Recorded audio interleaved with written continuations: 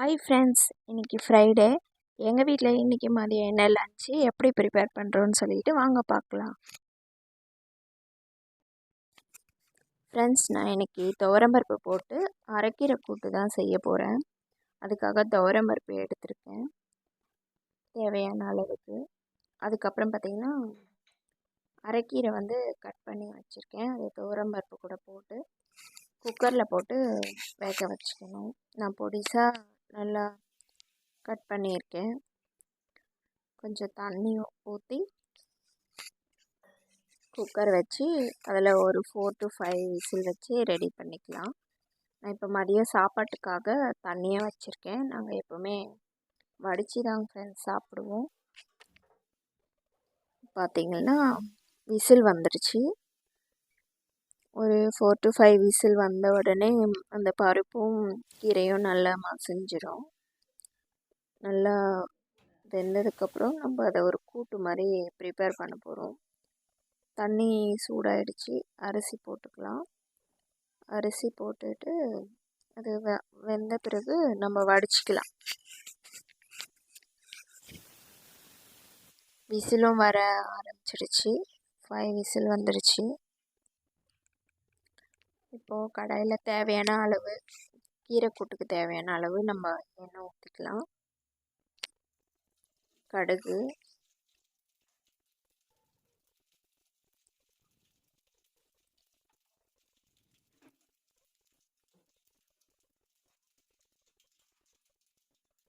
உளுத்தம்பருப்பு போட்டுக்கலாம். கொஞ்சம் வாசனையாக இருக்கும்.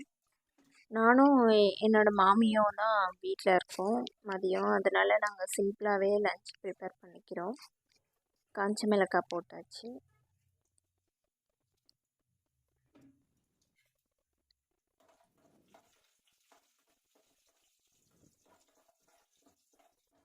போட்டு கொஞ்சம் வதக்கி எடுத்துக்கலாம். வெங்காயம் பொடியாக கட் பண்ண வெங்காயத்தை ஆட் பண்ணிக்கலாம்.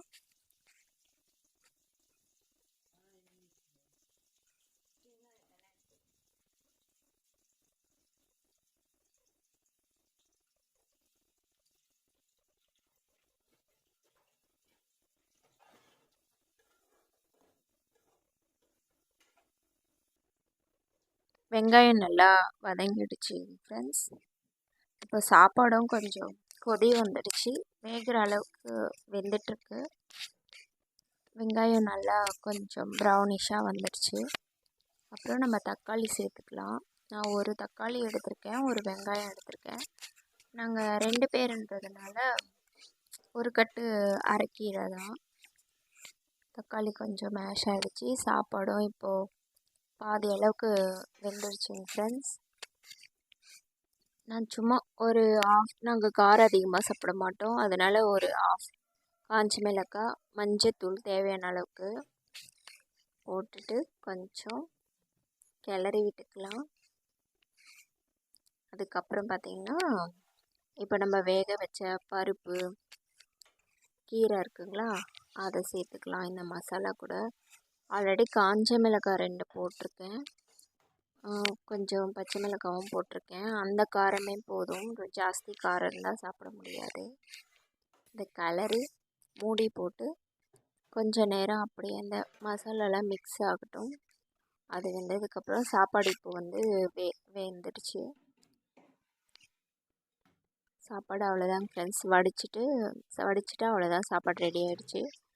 இப்போது கீரையும் பார்த்திங்கன்னா ஓரளவுக்கு நல்லா குக் ஆகிடுச்சு. துருவி வச்ச தேங்காவை இப்போ என்ன பண்ணலாம், நம்ம தேவைன்ற அளவுக்கு நம்ம போட்டுக்கலாம். இல்லைன்னா நமக்கு எவ்வளவோ அவ்வளோதான் ஃப்ரெண்ட்ஸ். தேங்காய் போட்டால் கொஞ்சம் டேஸ்ட்டாக இருக்கும் அந்த கூட்டு. நான் துருவி வச்சுருக்கேன். கொஞ்சம் தேங்காய் போட்டுட்டு அப்படியே கொஞ்சம் நேரம் மூடி வச்சுட்டு அவ்வளோதாங்க ஃப்ரெண்ட்ஸ், கூட்டு ரெடி ஆகிடும். நம்ம கொஞ்சம் நான் ஃபஸ்ட்டே பெருங்காயத்தூள் போடாததுனால உப்பு,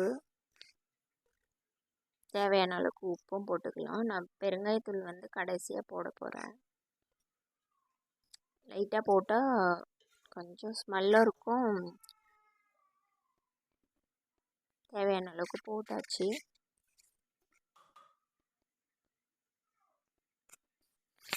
அவ்வளோதாங்க ஃப்ரெண்ட்ஸ், கூட்டு ரெடி ஆகிடுச்சி. கீரை கூட்டு பகோடா. ஃப்ரெண்ட்ஸ், இந்த வீடியோ உங்களுக்கு பிடிச்சிருந்தால் லைக் பண்ணுங்கள், ஷேர் பண்ணுங்கள் அண்ட் சப்ஸ்கிரைப் பண்ணுங்கள். நெக்ஸ்ட் வீடியோவில் பார்க்கலாம். பாய்.